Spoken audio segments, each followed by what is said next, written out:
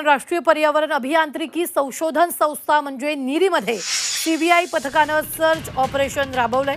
सकाळी 11 वाजताच्या सुमारास सीबीआयचे एक विशेष पथक नीरीमध्ये दाखल झालं आणि त्यांनी काही कर्मचाऱ्यांची चौकशी केली। बनावट कंपनीच्या माध्यमातून सरकारी निधीचा अपहार झाल्याच्या तक्रारी सीबीआयकडे आल्या होत्या। तसंच खासगी कंपन्यांना अनुकूल अहवाल दिले जात असल्याची तक्रारही सीबीआयकडे पोहोचली होती आणि त्याच प्रकरणी माहिती घेण्यासाठी सीबीआयचं पथक नीरीत पोहोचलं। केंद्र सरकारच्या अखत्यारीत काम करणाऱ्या या नामांकित संशोधन संस्थेत सीबीआयचे पथक चौकशीसाठी आल्यामुळे सर्वांनाच आश्चर्याचा धक्का बसला। मोठी बातमी आपण आत्ताच्या क्षणाची पाहतोय ती म्हणजेच नागपुरातील नीरीमध्ये हा तपास जो आहे तो सकाळी 11 वाजतापासून सुरू आहे। नागपुरातील सीबीआयचं सर्च ऑपरेशन नीरीत झालेलं आहे। या संदर्भात ताजे अपडेट देत आहेत आपले प्रतिनिधी अमर काणे। अमर, काय ताजे अपडेट आहेत?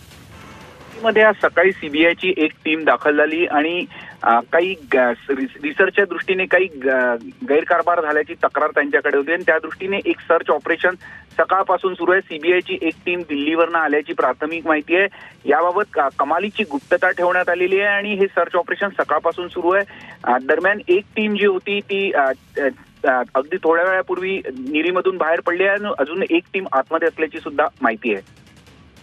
निश्चित धन्यवाद अमर, ताजे अपडेट देण्यासाठी। आम्ही वेळोवेळी तुमच्याकडून या संदर्भातले ताजे अपडेट घेत राहू। मात्र सकाळी 11 वाजतापासून एक पथक जे ते नीरीमध्ये दाखल आहे। चौकशी जी ती सुरू आहे।